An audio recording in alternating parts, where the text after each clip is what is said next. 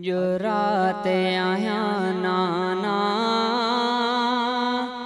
मेहमान मदीने में पई ईद दुनियाई दुस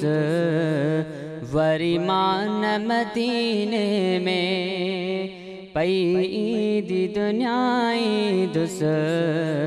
वरीमान मदीने में अज रात आया नाना मेहमान मदीने में पई ईद दुनियाई दुस वरीमान मदीने में गले लाए मुखे चवतो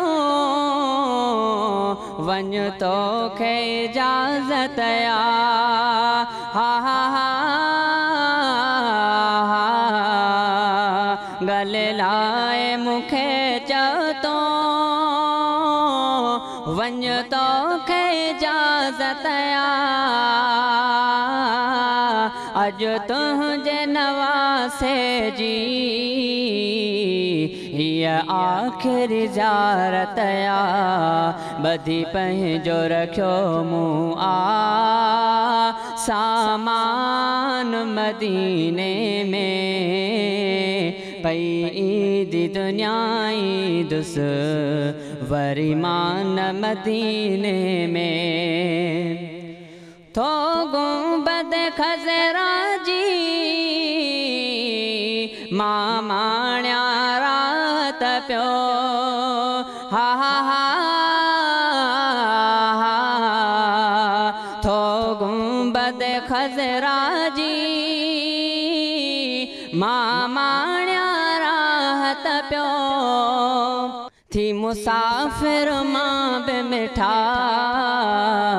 कया वेठो तिलावत प्यो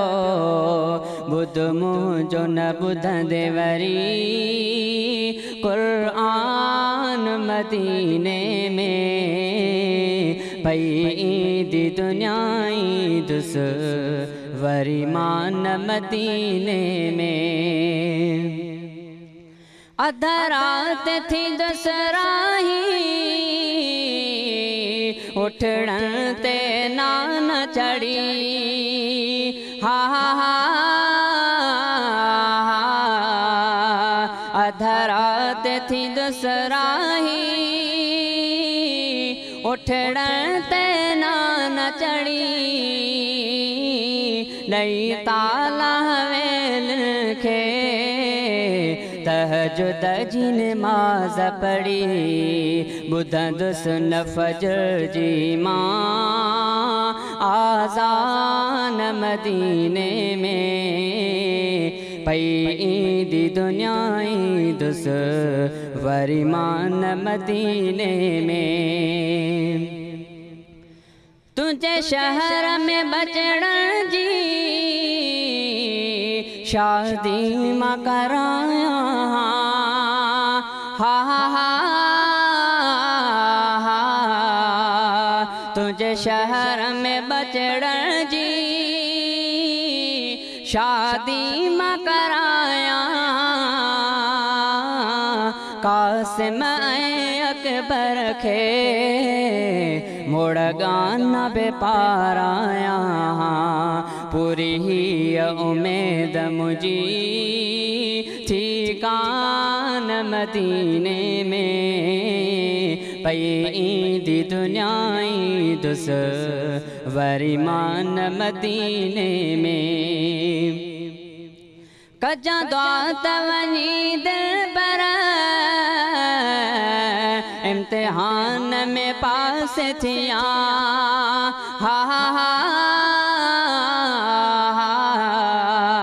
कजा दुआत वनी दिल पर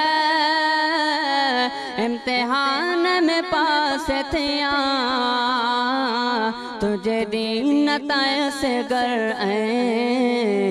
घोरे गाजी अब्बास दिया रोई मीरल गिलाल चयो